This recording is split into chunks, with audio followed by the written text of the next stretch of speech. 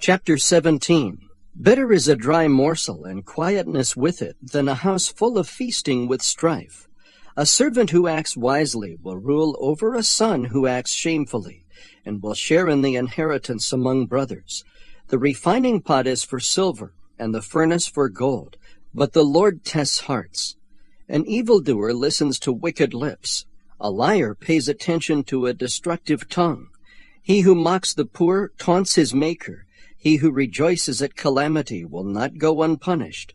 Grandchildren are the crown of old men, and the glory of sons is their fathers. Excellent speech is not fitting for a fool, much less are lying lips to a prince. A bribe is a charm in the sight of its owner. Wherever he turns, he prospers. He who conceals a transgression seeks love, but he who repeats a matter separates intimate friends. A rebuke goes deeper into one who has understanding than 100 blows into a fool. A rebellious man seeks only evil, so a cruel messenger will be sent against him. Let a man meet a bear robbed of her cubs, rather than a fool in his folly. He who returns evil for good, evil will not depart from his house. The beginning of strife is like letting out water, so abandon the quarrel before it breaks out. He who justifies the wicked and he who condemns the righteous, both of them alike are an abomination to the Lord. Why is there a price in the hand of a fool to buy wisdom, when he has no sense? A friend loves at all times, and a brother is born for adversity.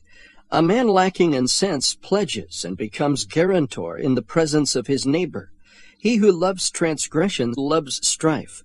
He who raises his door seeks destruction. He who has a crooked mind finds no good, and he who is perverted in his language falls into evil. He who sires a fool does so to his sorrow, and the father of a fool has no joy.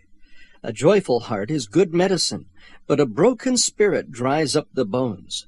A wicked man receives a bribe from the bosom to pervert the ways of justice. Wisdom is in the presence of the one who has understanding, but the eyes of a fool are on the ends of the earth. A foolish son is a grief to his father, and bitterness to her who bore him. It is also not good to find the righteous, nor to strike the noble for their uprightness. He who restrains his words has knowledge, and he who has a cool spirit is a man of understanding. Even a fool, when he keeps silent, is considered wise. When he closes his lips, he is considered